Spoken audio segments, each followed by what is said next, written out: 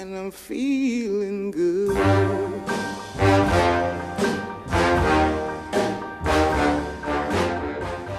All right, so let's get right into it. Last night, the crew of the show, and plus a number of other people from the ACA, went to see the new documentary, Jesus Camp. We did indeed. So, appalling? Yes, I think the camp should be spelled with a K, definitely. A couple of months ago, you recommended I see a scary movie called The Descent, which was indeed very scary, but couldn't hold a candle to this movie. No, reality always trumps fiction. Yeah, and I think when I left, what I said was that there's nothing like an hour and 40 minutes of child abuse to start off your weekend. Oh God! Because that's the way I look at it. What it was.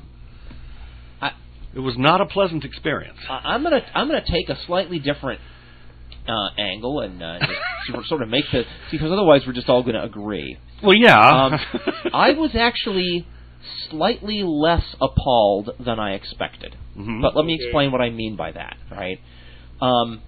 My partner works in a setting where she has contact with a lot of kids online, and has encountered a lot of kids who have gone to places like this and who report much worse things than we actually saw in the movie. Right, sleep deprivation, and other really strong-arm tactics. Right, and the movie does not show you what happens to anyone who expresses any doubt or disagreement with what's going on there was a scene where it seemed like they were going to go there when this little kid, they were filming some kids at a table, and they were all talking about how one kid looks like Harry Potter.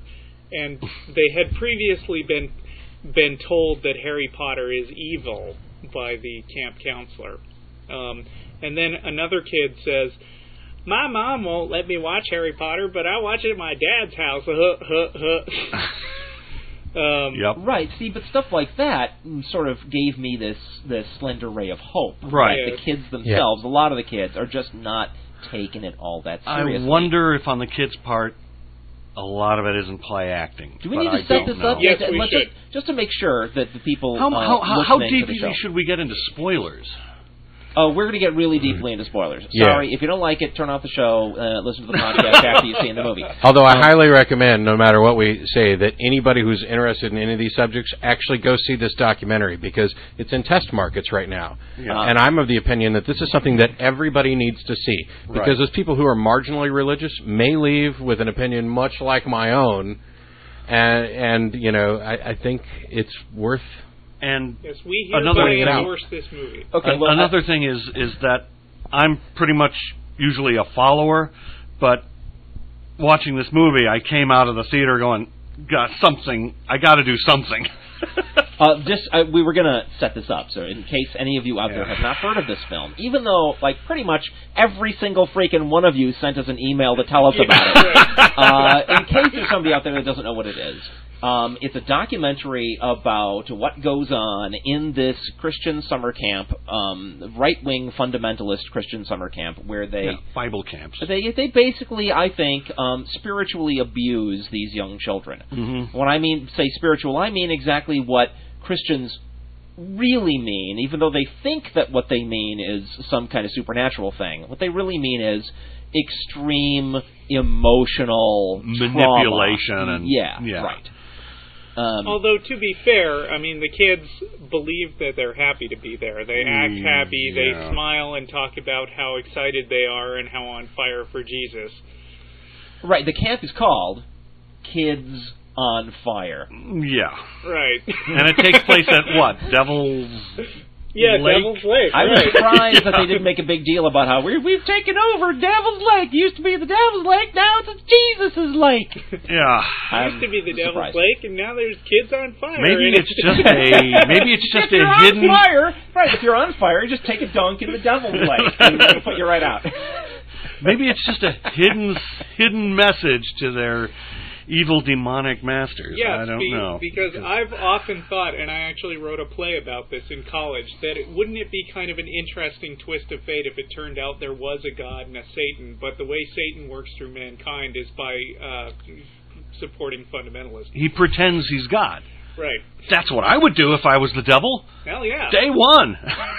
It doesn't take a rocket scientist to figure out that that's the best tack to choose.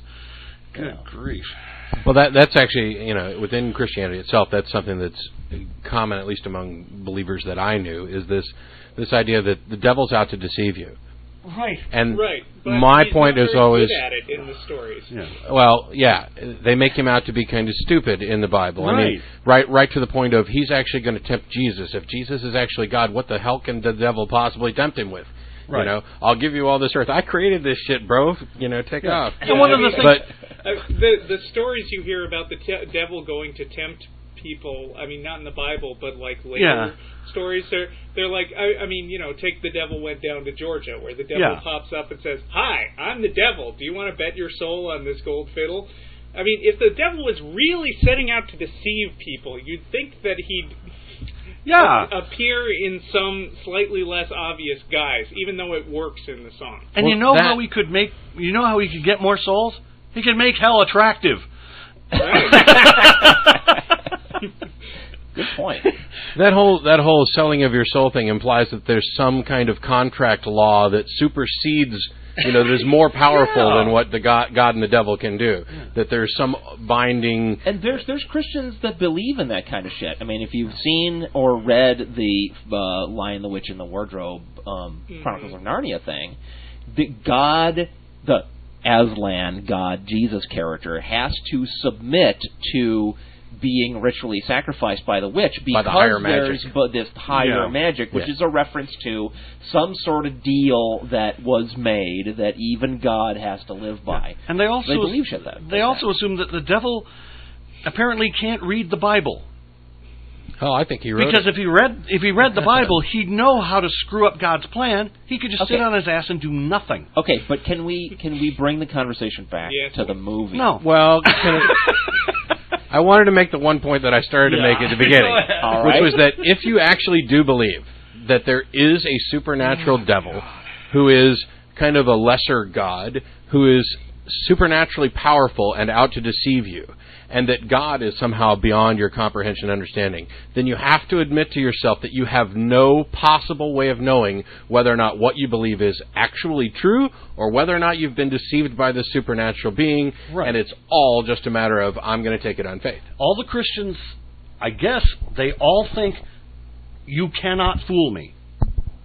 A supernatural being cannot fool me. That must be what they believe. Yeah. Wow. So what did they do at this camp? So they take these kids and they set them on fire.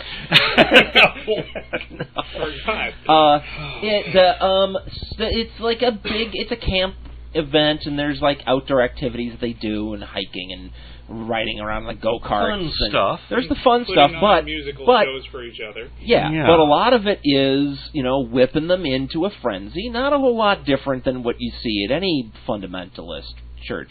Right. There was and in case you don't know what goes on there, man. I'm sorry. In case you don't know what goes on in those things, I mean, we're talking speaking in tongues. Yeah. Just tears streaming down their face, and writhing on the floor, and going blah blah blah blah blah. Yeah.